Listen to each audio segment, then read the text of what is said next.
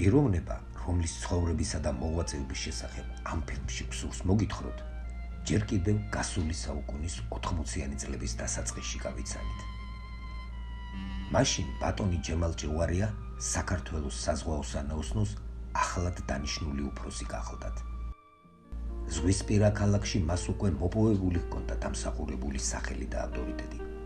ბათუმელები საკადრის პატივს მიაგებდნენ უამრავი დიდი თუ პატარა კეთილშობილური და საქვეყნო საქმის შემოქმედს და რაც მთავარია, ლეგენდარული პოლარული კაპიტნისა და საქართველოს საზღვაო სანაოსნოს პირველი ხელმძღვანელის ანატოლი კაჭარავას საქმის გამგრძელებელს, რომელიც 2 წელზე მეტი ხნის მანძილზე ჯერ ბათუმის საზღვაო ნავსადგურში, შემდეგ კი საქართველოს საზღვაო სანაოსნოს ხელმძღვანელად ყოფნისას ერთგულად და უანგაროდ ემსახურებოდა და უძღვებოდა საქმეს საკეთებელს, რომელიც მას განგება მარგუნა.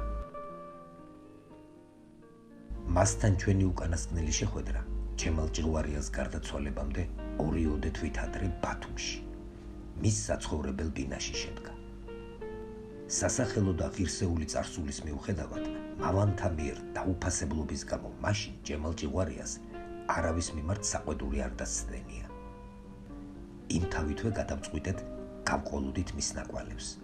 დოკუმენტური კინოპორტრეტით მოგვეთხოვრო კაცზე, რომელიც სიცოცხლის უკანასკნელ წუთამდე ცდილობდა სასარგებლო ყოფილიყო ქართული საზღვაო საქმისადმი და რომელიც მართლაც რომ დააკლდა ბათუმს, აჭარასა და მთლიანად ქვეყანას. რომელი ერთი ეპიზოდი უნდა გავიხსენო ჯემალ ჭიღვარიაზე. ეს კაცი საქართველოს საზღვაო სანაოსნოს უფროსი, მარტო უფროსი კი არა, ამ კომპანიის მამა და მშობელი იყო. რა ვიცი, მაგას მართლა უნდა და სხვისთვის, მართლა უნდა და ქვეყნისთვის და მართლა უნდა და გემისთვის და სანაოსნოსთვის. მაგით ცხოვრობდა ადამიანი. საუბარი გვაქვს ბატონ ჯემალზე, კაცზე, რომელმაც თუ ვინმე ქართველმა გააკეთა საზღვაო საქმეში რამე არის, შეიძლება ვთქვათ, რომ ერთ-ერთი პირველი არის ბატონი ჯემალი. საერთოდ ფლოტის განვითარება, შემადგენლობის მომატებეს ყველაფერი, რა თქმა უნდა, ბატონი ჯემალ ჭიგვარიას დამსახურება, ეს მისი გარკვეული ნიჭია, როგორც ხელმძღვანელის, როგორც ადამიანის, რა თქვი, ეს იყო ისეთ ძალიან რთულ საბჭოთა კავშირის პირობებში ხდებოდა, რომ ასე ადვილი არ იყო, რომ პატარა ქვეყნისთვის ამოდენა ფლოტის გამოყოფის უფლება მიეცათ. ეს ნამდვილად ისეთი გარდამტეხი პერიოდიც იყო. ხო და აი ზუსტად ჩვენ გაგვიმართლა იმაში საქართველოს საზღვაო სანაოსნოს, რომ ესეთი უფროსი დანიშნეს.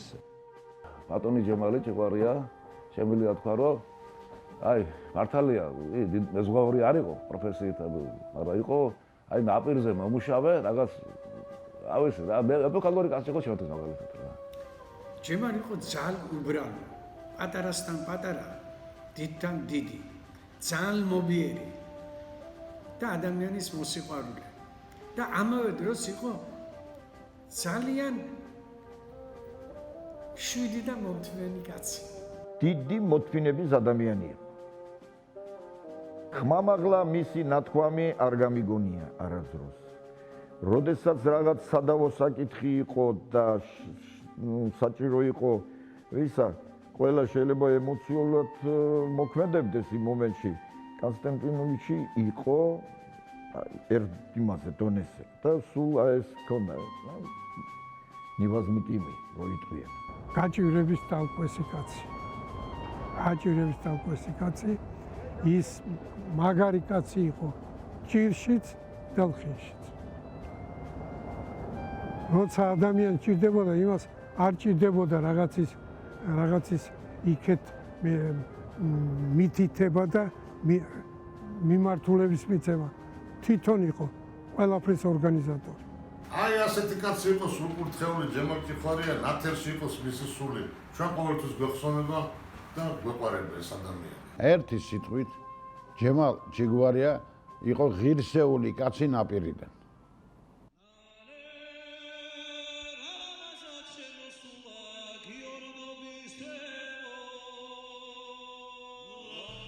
ღირსეული კაცი ზღვის სანაპიროდან, როგორც მას ახლობლები მოიხსენიებენ, რამდენადაც უცნაური არ უნდა იყოს, ზღვიდან შორს, რაჭაში, მდინარე რიონის ხეობაში მდებარე ამბროლაურის რაიონის ჭრებალოს თემის სოფელ გენდუშში დაიბადა 1933 წლის 27 იანვარს.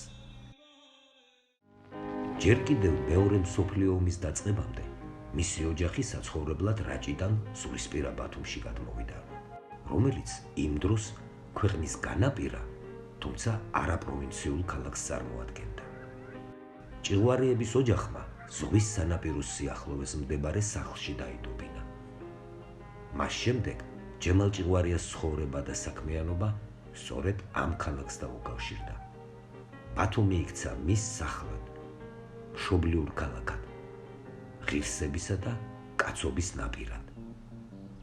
30 ოჯახი ცხოვრობდა ჩვენ სახლში, წარსვლობის ქუჩაზე, სამონოს მაღაზიის წინ. ერთად ვიყავით ყველა ბიჭები, ჯემალ ჭიგვარია ჩვენი ერთადერთი ყველაზე საყვარელი ადამიანი, ყველაზე საყვარელი ადამიანი მაგ იყო და ყველას უნდა მასთან ურთიერთობა და მასთან თამაში. დედამისი ჯერავდა, არაჩვეულ ეთქოდა დედამისი ამის მაგარი კატოდი და მაგარი ხალი. ეკატერინე ქურციკიძე და კონსტანტინე ჭიღვარია პროფესიით ისტორიკოსები. პედაგოგები იყვნენ და რასაკვირველია, მშობლების მთავარ საზრუნავს ჯემალის ღირსეულ პიროვნებად აზრდა ჩამოყალიბება წარმოადგენდა. ყმაწვილს, რომელიც სკოლაში სწავლის პერიოდში ერთ-ერთ საუკეთესო მოსწავლედ ითვლებოდა, ახასიათებდნენ როგორც მშვიდ, თავაზიან, ნიჭიერ და ცნობისმოყვარე, ლიდერის თვისებებით გამორჩეულ სამაგალითო ახალგაზრდას. ჩვენთვის რაღაცა მაგალითი ადამიანი იყო ნამდვილად, მასთან ყველას უნდა და ის არადანი და არჩევანი. ვიჩევდი და ხო, იმისთან თამაშებდა და სულ მასთან გვინდოდა ჩვენ მომხდარიყავით. ჯემალის კომანდაში. თონებული ვიყავით ამ ბაზაზე. ძალიან დიდი დანაკარგი იყო ჩვენ სახლდამზეიდან. საშუალო სკოლის დამთავრებისთანავე მშობლიურ ქალაქთან განშორება მოუწია. ჯემალმა სწავლის გასაგრძელებლად დედაქალაქს მიაშურა და მალე საქართველოს პოლიტექნიკური ინსტიტუტის სტუდენტი გახდა. 1955 წელს კი უმაღლეს განათლება მიღებული, იგი თბილისიდან ბათუმში დაბრუნდა. ცნობილია, რომ ზღვისპირა ქალაქებში, როგორც წესი, ყველა გზა პორტისაკენ მიდის. და 1956 წელს ჩვენი ფილმის გმირმაც საზღვაო ნავსადგურს მიაშურა. ბათუმის პორტის მცირე მექანიზაციის უბანს და სწორედ აქედან დაიწყო იდეალისტი ახალგაზრდის გზა რიგითი მექანიზატორობიდან მსხვილი გემთმფლობელი კომპანიის საქართველოს საზღვაო სანაოსნოს ხელმძღვანელობამდე.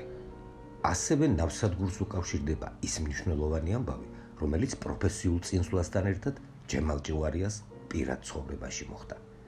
მისი მომავალი მეუღლე რუსუდან გვაზავაც ბათუმის პორტში მუშაობდა და ერთმანეთიც აქ გაიცნეს. მერე კი მივლინებით ქალაქ ოდესაში საწარმოო კურსებზე ყოფნისას კიდევ უფრო დაახლოვდნენ. ჯემალმა რუსუდანს სწორედ მაშინ სთხოვა ცოლად გაყოლოდა და 1958 წელს ბათუმში დაბრუნებისთანავე დაქორწინდნენ კიდეც. დრომ და მომდევნო წლებმა გამოცდილება მოუტანა. გამოცდილებამ კი მისი პროფესიონალიზმი განაპირობა და პორტის კოლექტივსა და თანამშრომლებს შორის ჯემალ ჭიღვარიას დამსახურებული ავტორიტეტიც მოუპოვა. იგი დაუსწრებლად უკვე სწავლობდა ქალაქ ოდესის საზღვაო ფლოტის საინჟინრო ინსტიტუტში, რომლის სრული კურსი ინჟინერ-მექანიკოსის სპეციალობით მოგვიანებით 1969 წელს დაასრულა. მანამდე კი ბათუმის პორტის ხელმძღვანელობამ გამოუცხადა ნდობა და 1967 წელს ჯემალ ჭიღვარიას ნავსადგურის დასატვირთ-გადმოსატვირთი უბნის უფროსის საპასუხისმგებლო მოვალეობა დააკისრა. ეს დიდებული დრო იყო. ჯემალი უკვე არ გიხნის ნავსადგურის თანამშრომელი იყო.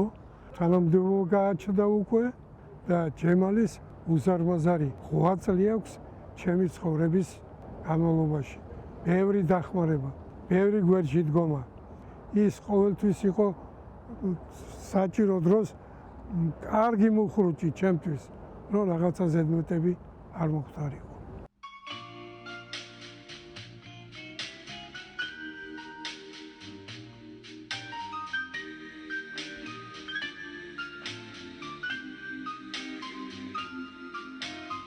ბათუმის საზღვაო ნავსადგური იმთავითვე გამოსახავდა საქართველოს საერთაშორისო გეოსტრატეგიულ მნიშვნელობას და ჯერ კიდევ მაშინ იკვეთებოდა ევრაზიულ სატრანსპორტო დერეფანში მისი სამომავლო სატრანზიტო ფუნქციის კონტურები.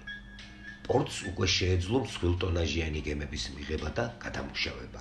წლიდან წლამდე იზრდებოდა ნავსადგურის თვითმფრინვის მაჩვენებლებიც და იმ დროს სწორედ ბათუმის პორტი იქცა ჯემალ ჭიღვარიას მთავარ სამოქმედო ასპარეზად. მისი ორგანიზაციული უნარების წარმოჩინებისა და წარმატებული საქმიანობის არენად. ნავსადგურში გემების მომსახურებისა და დატვირთვა-გადმოტვირთვისას ინიციატივიანი საქმიანობა. სიახლეების დანერგვა და ნოვატორული მეთოდების გამოყენება. შედეგად კი სატვირთო ოპერაციების ჩატარებისას საუკეთესო მაჩვენებლები შეუმჩნეველი არ დარჩენია ნავსადგურის იმჟამინდელ ხელმძღვანელობას. მალე ჩვენი კინომოთხრობის გმირმა შეთავაზება მიიღო და იგი დააწინაურეს. 1972 წელს ჯემალ ჭიღვარია პორტის ექსპლუატაციის მიმართულებით ბათუმის საზღვაო ნავსადგურის უფროსის მოადგილედ დაინიშნა. ბატონო ჯემალის თანამდებობრივი მმართველობა იყო მოადგილე ექსპლუატაციის დარგში. მთელი ეს დატვირთვა-გადმოტვირთვა ოპერაციები, ეს ყველაფერი სადისპეჩერო აპარატი, ეს ყველაფერი მისი დაკავების ქვეშ იყო. ესე იგი, კანადიდან, ამერიკის შეერთებული შტატებიდან უამრავი რაოდენობით ხორბელი შემოტანა დაიწყეს. ესე დღეში ორ გემს აყენებდნენ 30,000 ტონიანებს და 5-6 გარდა რეიზელოდებოდა. ანუ დღეში 100 ვაგონს ტვირთავდი და აქ ჯემალის იყო ჭიღვარიას ინიციატივა, რომ მან შექმნა ეს სპეციალური ჯგუფი ნავსადგურში, ახალგაზრდა ინჟინრებიდან, იქ ტექნოლოგიც იყო, ჩვენი სადისპეჩერო აპარატიც იყო, ის ინჟინრებიც იყვნენ და ძალიან მაგრად ესე იგი ჯემალის ხელმძღვანელობით ბატონი ჯემალის სპორტმა მიაღწია მას რომ დღეში ყოველ დღე 100 ვაგონს ტვირთავდა. ანუ 100 ვაგონი წარმოადგენს 7,000 ტონა ტვირთი დღე-ღამეში. კარგი ექსპლუატაციონი კი იყო, როცა ადამიანმა იცი პორტის როგორ მოქმედებს პორტის ცხოვრება, პორტის ტექნოლოგიები, პორტის ლოგისტიკა როგორ მუშაობს, მრავალწლიანი გამოცდილებით, შენ გზნობ, შენ იცი უკვე რა არის. შეიძლება რაღაც ნიუანსები იყოს, მაგრამ გამოცდილება. უფრო მეტ ხედავდით მასში, ვიდრე იყო ჩვენ პორტში. მაგასთან შესვლა კაბინეტში ყოველთვის შესვლა შემეძლო თუ მინდოდა, ესე იგი თუ მჭირდებოდა რაღაცა საქმის დამტკიცება და რაღაცა თუ მჭირდებოდა რაღაცის გაკეთება და გემის ამბავი და რაღაცა, სულ გვეხმარებოდა. ნათელი იყო უკვე ჩანდა, რომ ეს კაცი მეც სიმსახურებდა ვიდრე პორტში მუშაობა. გამოცდილება და საქმისადმი ერთგულება. პროფესიონალიზმი და წარმატებული, შედეგიანი საქმიანობა. საუკეთესო პიროვნულ თვისებებთან ერთად კიდევ უფრო განამტკიცებდა მის ავტორიტეტს. დგებოდა მომენტი, როდესაც ჩვენი ფილმის გმირის პროფესიული წინსვლა უნდა გაგრძელებულიყო და ასეც მოხდა. 1980 წელს ჯემალ ჭიღვარია მსხვილი სატრანსპორტო გემთმფლობელი კომპანიის საქართველოს საზღვაო სანაოსნოს უფროსის მოადგილედ დაინიშნა ფლოტისა და ნავსადგურების ექსპლუატაციის მიმართულებით. ჯემალ ჭიღვარია, როდესაც სანაოსნოში გადმოვიდა პორტში, აიდგა ფეხი. პორტში იყო ერთ-ერთი სერიოზული ხელმძღვანელი, ალიოშა რატიანის მოადგილე იყო ექსპლუატაციის დარგში და ალიოშა რატიანი თვითონ იყო ძლიერი ხელმძღვანელი. და ჯემალი საყრდენი ძალა ჰქონდა ექსპლუატაციის მიმართულებით. ეს იყო ექსპლუატაცია ფლოტის და მისი ტექნიკური მდგომარეობა, რომელიც ყველადღიური სასუნავი იყო ჯემალის. მას გულში ჰქონდა გაეგრძელებინა ის ქართული ტრადიციული ანატოლი გაჭარავას საქმე საზღვაო ფლოტის განვითარებაში. ჯემალ ჭიღვარიას პორტიდან წამოსვლამდე მცირე ხნით ადრე, უფრო ზუსტად კი 1967 წელს ჩვენ სამშობლოში უმნიშვნელოვანესი ამბავი მოხდა. ბათუმისა და ფოთის ნავსადგურებში საექსპორტო, საიმპორტო და საკაბოტაჟო თვითმფრინვის მნიშვნელოვანმა ზრდამ საქართველოში საზღვაო სანაოსნო კომპანიის არსებობის აუცილებლობა მოითხოვა და რაც მთავარია, მისი დაარსების შანსი გააჩინა. გარკვეული ძალების მხრიდან სერიოზული წინააღმდეგობების მიუხედავად, აჭარის მაშინდელი ლიდერის საოლქო კომიტეტის პირველი მდივნის ალექსანდრე თხილაიშვილის ძალისხმევითა და საქართველოს იმდროინდელი პირველი პირის რესპუბლიკის მეთაურის ვასილ მჟავანაძის სრული მხარდაჭერით ეს საშვილიშვილო საქმე საბოლოოდ წარმატებით დაგვირგვინდა. 1967 წლის 20 იანვარს საბჭოთა კავშირის საზღვაო ფლოტის მინისტრმა ვიქტორ ბაკაევმა ხელი მოაწერა ბრძანება ნომერ 13-ს საქართველოს საზღვაო სანაოსნოს შექმნის თაობაზე. სანაოსნოს პირველ ხელმძღვანელად შორეული ნაოსნობის ლეგენდარული პოლარული კაპიტანი ანატოლი კაჭარავა დაინიშნა. ახლად შექმნილ სანაოსნო კომპანიას თავდაპირველად 61,000 ტონა საერთო ტონაჟის მქონე 13 ერთეული გემი გადმოეცა. მის ადგილსამყოფელად და საბაზო ნავსადგურად კი იმთავითვე გამოცხადდა ქალაქი ბათუმი. სანაოსნოს ადმინისტრაციამ, სადაც დღეს ეს თანამედროვე შენობა დგას, სწორედ აქ, ამ ადგილზე დაიდო ბინა. მაშინ ბათუმს გაუმართლა, რადგან ეს არ იყო უბრალოდ შენობა. სამომავლოდ სწორედ საქართველოს საზღვაო სანაოსნოს დაარსებამ განსაზღვრა ამ ქალაქის შინაარსი. მისი ხასიათი და ყოფა-ცხოვრება. ეს იყო მოვლენა არა მარტო ბათუმისათვის, არამედ მთელი საქართველოსათვის. გაივლის 15 წელი საქართველოს საზღვაო სანაოსნოს მართვის სადავეებს ჩვენი ფილმის გმირი ჩაიბარებს და 1982 წელს მისი უფროსი სწორედ ჯემალ ჭიღვარია გახდება. საქართველოს საზღვაო სანაოსნოს პირველი უფროსის ანატოლი კაჭაროვას შემდეგ სანაოსნოს რამოდენიმე უფროსი ყავდა, მაგრამ განსაკუთრებული როლი უჭირავს აქ ბატონ ჯემალს. ის ჯერ ერთი ყველაზე უფრო მეტ ხანს ხელმძღვანელობდა სანაოსნოს და ღირსეულად გააგრძელა ანატოლი კაჭაროვას საქმიანობა. მაშასე ცნობილი კაპიტნების ანატოლი კაჭარავასა და გიორგი ჩხეიძის შემდეგ საქართველოს საზღვაო სანაოსნოს უფროსად 1982 წელს ჩვენი კინომოთხრობის გმირი დაამტკიცეს. ეს უდიდესი პასუხისმგებლობა გახლდათ, ვინაიდან ამ დანიშვნით სანაოსნო კომპანიის ხელმძღვანელს მრავალრიცხოვანი ფლოტის, ტვირთგადაზიდვებისა და რაც მთავარია მცურავი შემადგენლობის, ანუ მეზღვაურთა უსაფრთხო ნაოსნობაზე ზრუნვა ევალებოდა. ამას ემატებოდა ყოველდღიური რუტინა, თათბირები, შეხვედრები კოლეგებთან, ეკიპაჟებთან და კაპიტნებთან, საქმიანი ვიზიტები და სხვადასხვა ფორუმებში მონაწილეობა. მაგრამ მთავარი გამოწვევა მაინც საფრახტო ბაზრის კონიუნქტურის პირობებში ფლოტის ეფექტურად მართვა გახლდათ. თუმცა მისთვის გადაულახავი ბარიერი არ არსებობდა. ბატონი ჯემალი ამას ახერხებდა და იმ დროს სწორედ ასეთი ხელმძღვანელი ესაჭიროებოდა სანაოსნოსა და მის ფლოტს. როცა გაქვს ნავსადგურში მუშაობის დიდი გამოცდილება და მე შემდგომში აგრძელებს შენ მოღვაწეობას სანაოსნოში და არა 10, არამედ 56 გემით მართავ.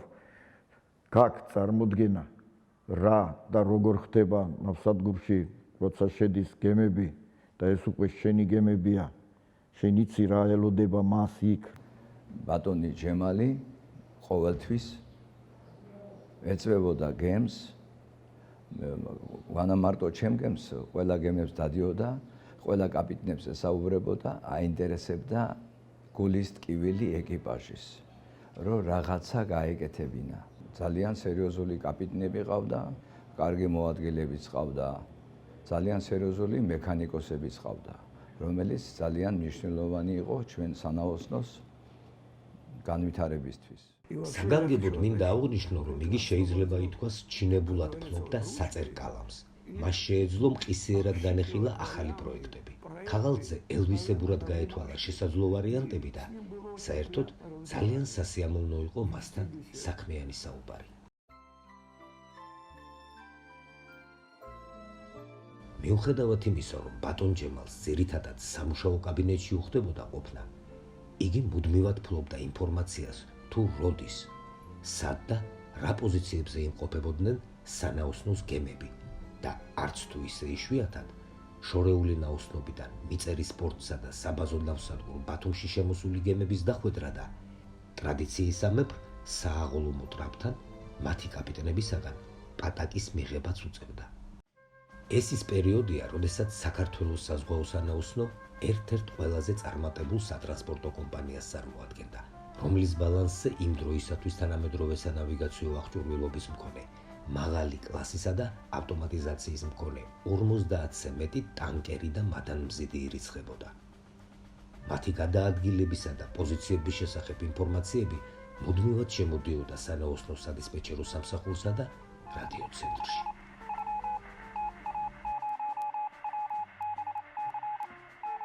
გენერალი ბაგრატიონი იმყოფება დასავლეთ აფრიკის სანაპიროსთან. ზუგდიდი მოიხსნა პორტ სინგაპურიდან.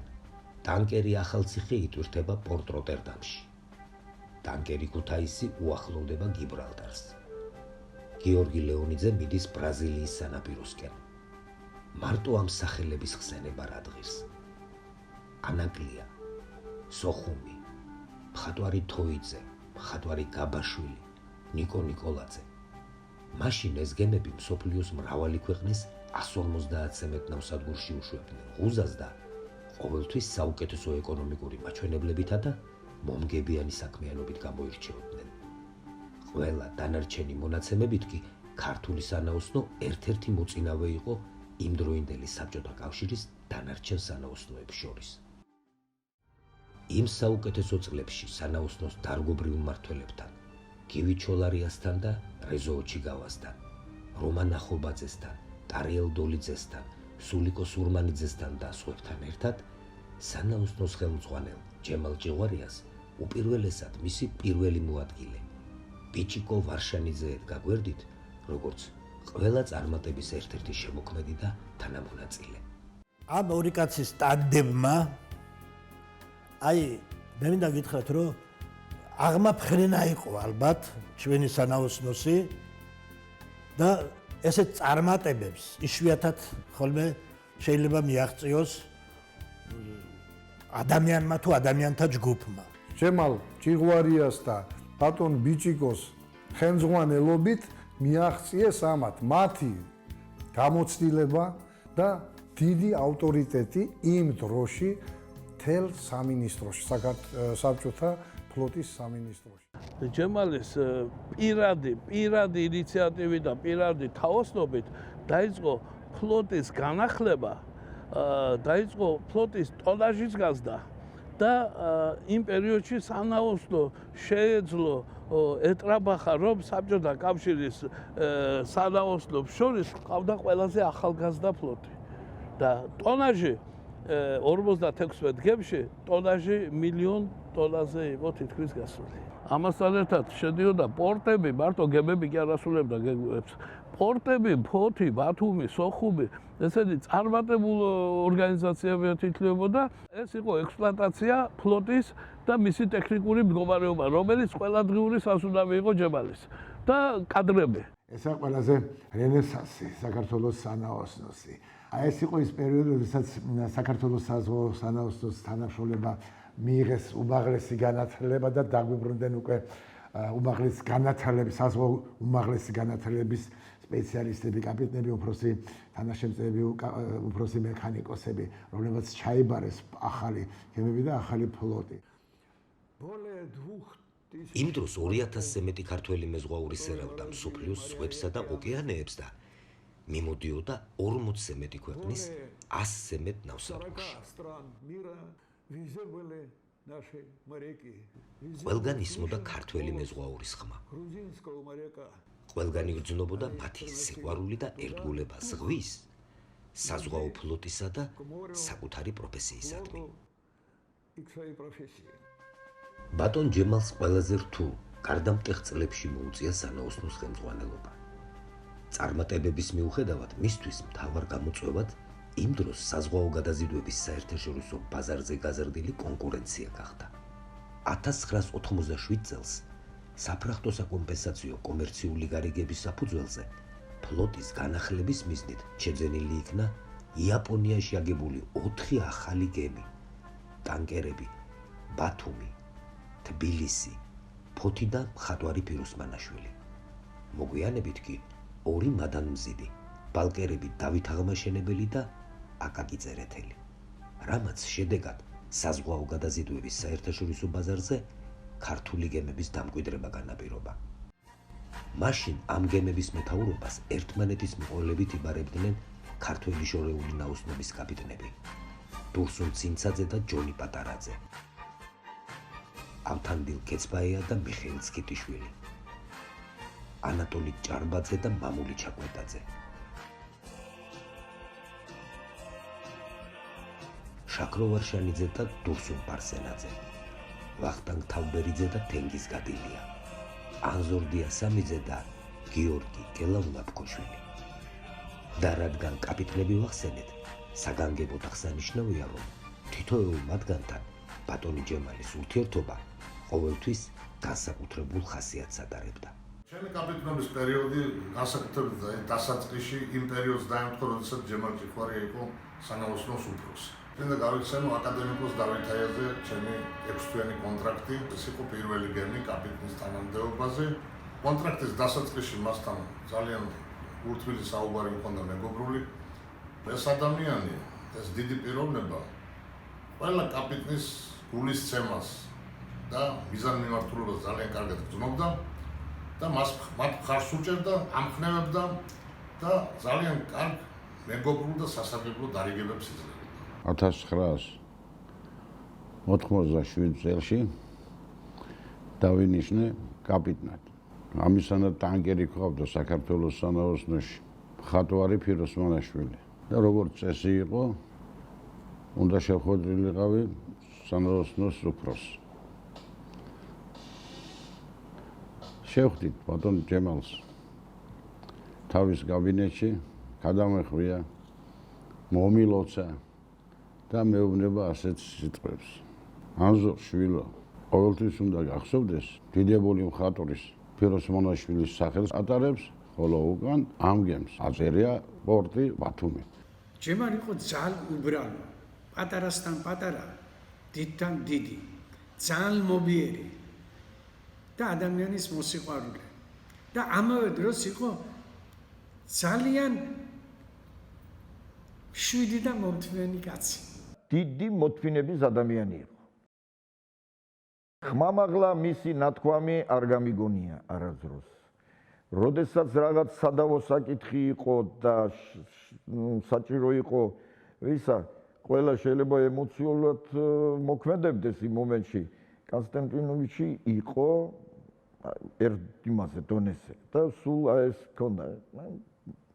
невозмутимый როიტყვიან. ამოდენა სანაოსნო კომპანიის ხელმძღვანელად ყოფნისას ბატონი ჯემალი არასოდეს უსვამდა ხაზს მის თანამდებობრივ მდგომარეობას. ჩვეულების სამებრ შვიდი და აუღელვებელი არა მარტო კაპიტნებთან, ყველა სხვა თანამშრომელთან, მეთაურ ოფიცერთან და რიგით მეზღვაურთანაც კი საუბრისას იგი ხმას არ აუწევდა. უფრო მეტიც, ურთიერთობისას შეეძლო სიხალისე შეეტანა, დამეგობრებოდა კიდეც და მათთვის პროფესიულ წინსვლაშიც შეეწყო ხელი.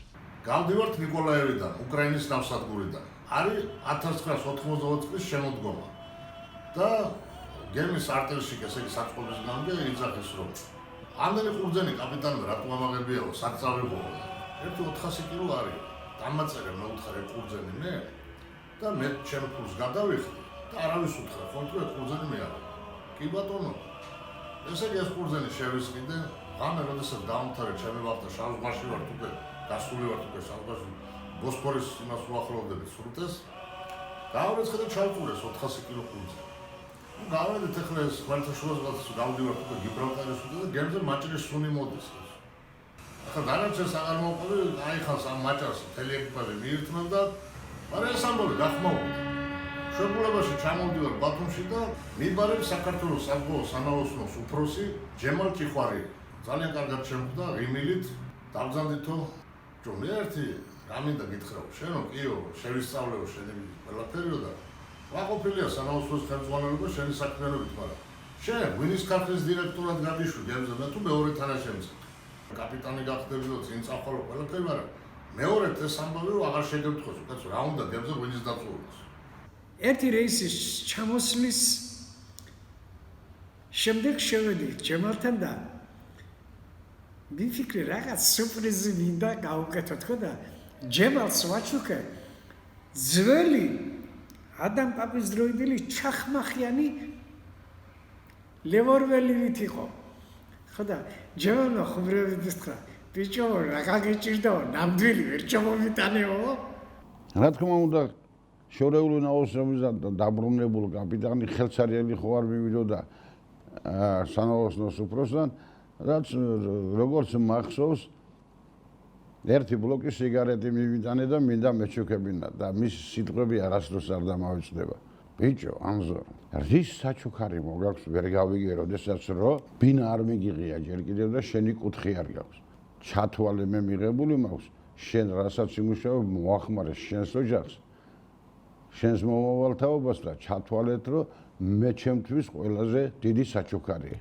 ყველა ახალ დანიშნული კაპიტანი ფიქრობდა რომ რაღაცნაირად ყურადღება ეს გაეზიარებია და პირველ რეისიდან რომ მოდიოდნენ რაღაც სუვენირი კაი უნდოდნენ ჯემალიზე ეჩუქებია და იმას უყველას ატანდა სახლში ეს უყველა წაიღე თქვენ სახლებში და თქვენ რომ გეყოლებათ კიდევ გასაზრდელი იგეს ის გაუკეთეთ რასაც მე თქვენ გიგეთებთო არავით არის ზედმეტი როცა შეიძლებოდა გადაეტრიალებია თები არავით არის ზედმეტი მის ოჯახს ხელმძღვანელობის პერიოდში არ მიუღია მაგას მართლა უნდოდა სხვისთვის მართლა უნდოდა ქვეყნისთვის და მართლა უნდოდა გემისთვის და სანაოსნოსთვის მაგით ცხოვრობდა ადამიანი გავიდა წლები მე უკვე შორეული ნაოსნობის კაპიტანი ვარ ვიდექით ფოთის სპორტში ვემზადებოდით რეისში გასასვლელად ხედავ ესე იგი რამოდენიმე ეკიპაჟის წევრს რომ გემზე ამოყავთ ტრაპიდან ცოცხალი გოჭები ну მათ მითხრეს რომ არა უშავ ჩვენ დიდი რეისი გვაქვს გზელი ამათ გავსდით საჭმელი გემზე არის ყველაფერი და ახალი ხორცი გვექნება რა მწვადები გემზე ოკეანეში ვართ გოჭები გაიზარდნენ კვირაში ერთი ახალი ღორი იკლება ყველა მაყოფილია ახალ ხორცს მიირთმევს ჩამოვდივარ და ისევ მიბარებს ჯემალ ჭიხვარება ამ შემთხვევაში შეკითხვა არ დამბადებია იმიტომ რომ კაპიტანი ვიყავი და სანაოსნოს უფროს ემორჩილება კაპიტან დაბავის უნდა დავებარებია ისევ მინდა შენთან ღია საუბარი გავმართო ერთ-ერთ თემაზე მომავალში მსოფლიოს ზღვებსა და ოკეანეებში დაანებოთ თავი ღვინის ქარხნის გახსნას და მეცხოველეობის ფერმების დახსნას თვითონ გაძლევდა ამის საშუალებას რომ მასთან გემეგობრა ამასთან ერთად ეს არ უნდა ბოროტად გამოეყენებია ადამიანს სამსახურებრივ მოვალეობის დროს დაფასებას იცოდა თუ რამეს კაის გააკეთებდი იმას 100 ჯერ იტყოდა ჯემალ ჭიღვარიას ხელმძღვანელობისას საქართველოს საზღვაო სანაოსნოში მუდმივად მიმდინარეობდა მეზღვაურთა პროფესიული გადამზადებისა და თაობათა ცვლის პროცესი. დღითი დღე იზრდებოდა საზღვაო სპეციალობათა პოპულარობა და მათი დაუფლების მსურველთა რიცხვი. რასაც იმ დროს მაღალ დონეზე უზრუნველყოფდა კიდეც ბათუმის საზღვაოსნო სასწავლებელი. ბატონი ჯემალის სასახელოდ უნდა ითქვას, რომ სწორედ მის სახელს უკავშირდება ამ სასწავლებელზე მის დაფინანსებასა და მატერიალურ-ტექნიკურ ბაზაზე ზრუნვა. განსაკუთრებული როლი აქვს ბათუმის საზღვაო სასწავლებლის წინსვლაში, მის ყოველდღიურ საქმიანობაში, ჯერ ერთი საზღვაო სანაოსნოს კმაყოფაზე იყო თავიდან ბოლომდე ჩვენი სასწავლებელი ჯემალ ჭიხვარიას დროს გაკეთდა მარჯვენა მხარის მიშენება, სადაც ჩამოყალიბებული ახლა ბრწყინვალე ლაბორატორიები და კაბინეტები, ეს ადამიანი მთელი სულით და გულით გვეხმარებოდა საზღვაო სასწავლებლის კურსანტების მომზადებაში, რომ გავხდანიყვნენ მომავალში კაპიტნები, უფროცი მექანიკოსები და ასე შემდეგ. ჯემალის მიერ გაწეული ყურადღება, შრომა სასწავლებელს ძალიან წამოადგა და ფეხზე დააყენა. გარდა იმისა, რომ ის იყო ნიჭიერი მართლაც რომ ნიჭიერი მართველი, ის ფართო საზოგადოებაში, ქალაქის ცხოვრებაში მონაწილეობას ღებულობდა ყოველ მხრივ. მაგალითად, ეკლესია, როცა ის გადაკეთდა ეკლესია, ჩვენი მთავარი ეკლესია გადაკეთდა. ჯემალი უზარმაზარი დახმარება გასცია მათ მიმართ. დიდი სულის ადამიანი, უზარმაზარი გულშემატკივარი თავისი ქვეყნის, თავისი სპეციალობის, თავისი ხალხის და განსაკუთრებით მეზღვაურთა შემადგენლობის.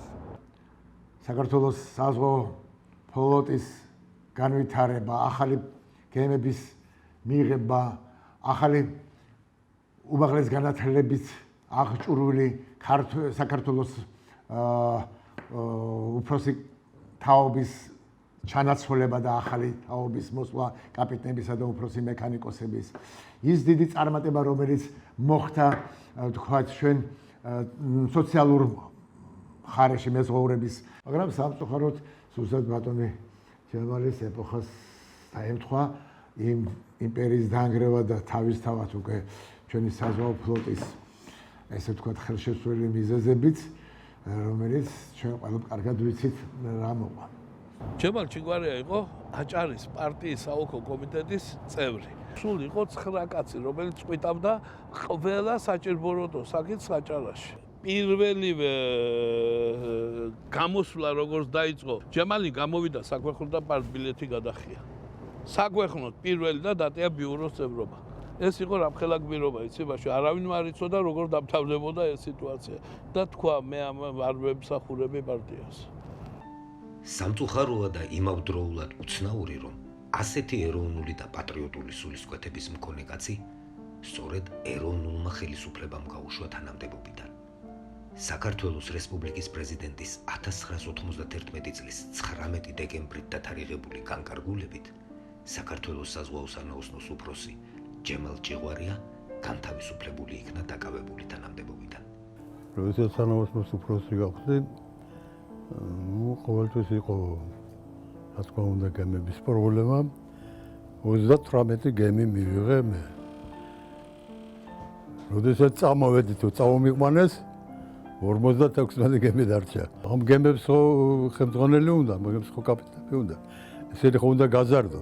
უნდა გაზარდო იმ ხალხიდან, იმ მეზღვაურებიდან, რომელიც შენთან არიან დასაქმებული. ამიტომ ყველაფერი გაკეთდა, რომ პირველ რიგში, ეხლა ნუ ჩამეთლიანა მასმანერად, პირველ რიგში ყურადღებას ვაქცევდით, რომ გაგვეზარდა ქართველი კაპიტანი. ვინ იცის კიდევ რამდენი რამ დარჩა სათქმელი ბატონ ჯემალს. საბოლოოდ ჯანმრთელობა მომტყუნა. 2018 წლის 18 თებერვალს გვიან ღამით შეეგება იგი სიკვდილს 85 წლის ასაკში. სრული დაუფასებლობა, იმიტომ რომ გული დაწყვიტა. გული დაწყვიტა აჭარის ხელმძღვანელობამ, საქართველოს ხელმძღვანელობას. ეს დაუფასებლობა არავის მადლობაზეც ჯემალი არავის არ მუშაობდა. მადლობა არ უნდოდა, მაგრამ ეს დაუფასებლობა, რომელიც ჩემ თაობას ახსოვს ჯემალის მიმართ, ეს ცრემლამდე მიიყვანდა კაც. დიახ, სამწუხაროა, რომ გვიხდება ბატონ ჯემალ ჩიგვარიაზე საუბარი წარსული დროში და ის საკმაოდ ჯერ კიდე ჯანმრთელი სავსე ადამიანი არ არის ჩვენ გვერდით. გარდაცვალებამდე ის იყო ჩემი ყველაზე ახლო უფროსი მეგობარი, რომელთანაც შემეძლო დაждომა და ძველი ამბების სიყვარულის გაზიარება. თუ ვინმე ქართველმა გააკეთა საზღვაო საქმეში რამე, შეიძლება ვთქვათ, რომ ერთ-ერთი პირველი არის ბატონი ჯემალი. მე არ ამგონია, რომ საქართველოში მოიძებნოს ისეთი ხელმძღვანელები, როგორიც იყო ჯემალი ჩიგვარია, რომელსაც ძალიან დიდი საქმე ჰქონდა გაკეთებული საქართველოს ეკონომიკის განვითარებაში, ახალგაზრდობის აღზრდაში, ქართული ფლოტის ჩამოყალიბებაში. ეს კაცი საქართველოს საზღვაო სანაოსნოს უფროსი, მარტო უფროსი კი არა, ამ კომპანიის მამა და მშობელი იყო. მართალია, მეზღვაური არ იყო პროფესიითად, მაგრამ იყო აი ნაპირზე მომუშავე, რაღაც ავეცი რა, ეპოქალური კაცი იყო შოთი მაგალითად. აჭირების თალყოსი კაცი, ის მაგარი კაცი იყო ჭირშიც და ლხიშიც.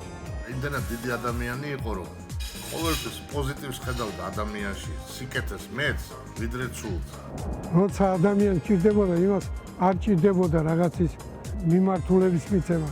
თვითონ იყო ყველაფრის ორგანიზატორი. აი ასეთი კაცი იყოს უკურთხეული ჯემალ ჭიხვარია, ნათელში იყოს მისი სული. ჩვენ ყოველთვის გვეხსოვნება და გვეყარებდა ეს ადამიანი. მე მადლობას ვეუბნები ღმერთს, რომ იმ პერიოდში გამაჩინა და ვაცხოვრა აი ამ ქვეყანაზე, როდესაც აი ესეთ ხალხთან ჰქონდა მუშაობა, როგორც ჯემალ ჭიხვარია, ნაღდი კაცი. ჯემალ ჭიხვარია, კაცი, რომელსაც სჯეროდა, რომ ზღვა საქართველოს ყველაზე დიდი მეგობარია, რომლის მთელი ცხოვრება ქართულ ზღვაოსნობასთან იყო დაკავშირებული და რომელიც სიცოცხლის ბოლო წუთამდე ოცნებობდა, რომ ჩვენს ქვეყანას სავაჭრო ფლოტი და ქართული დროშის ქვეშ მცურავი გემები ჰყოლოდა.